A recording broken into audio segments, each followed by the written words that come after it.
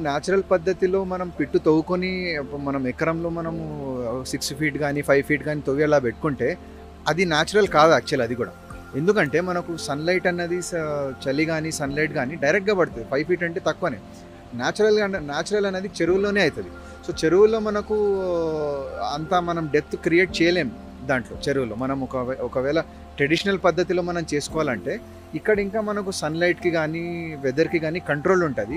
Main advantage ఏంటంటే ఇప్పుడు మనం న్యాచురల్ పద్ధతిలో చేస్తే మనం ఫీడ్ ఎంత ఇస్తున్నాం అనేది ఒక క్యాలిక్యులేషన్ ఉండదు. ఇక్కడ మనకు బాడీ వెయిట్ ప్రకారంగా 2-3% బాడీ వెయిట్ ప్రకారంగా మనం ఒక 3 కిలోస్ చేయాలా 5 కిలోస్ చేయాలనేది ఒక క్యాలిక్యులేషన్ మన చేతిలో ఉంటుంది.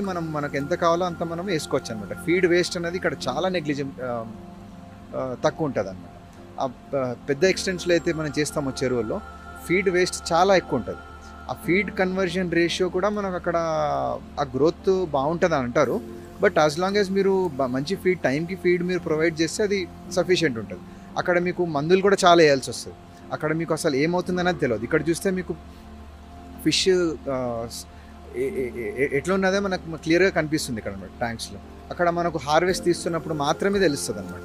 సో అదొక డిసడ్వాంటేజ్ ఉంటుంది. అక్కడ మనకు మెడిసిన్ ఖర్చు చాలా ఎక్కువ ఉంటుంది.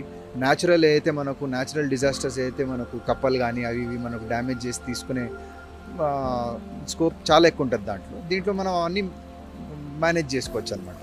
సో ఇండోర్ సెటప్లో మంచి ఎన్విరాన్మెంట్ కానీ ఫీడ్ కానీ మంచిగా క్రియేట్ చేస్తే ఇక్కడ మనం కంట్రోల్ మన కాస్ట్ కానీ మనం ఏదైతే మనకు ఫీడ్ కానీ కాస్ట్ కానీ కంట్రోల్ చేసుకునే కేపబిలిటీ మనకి ఇక్కడ ఉంటుంది.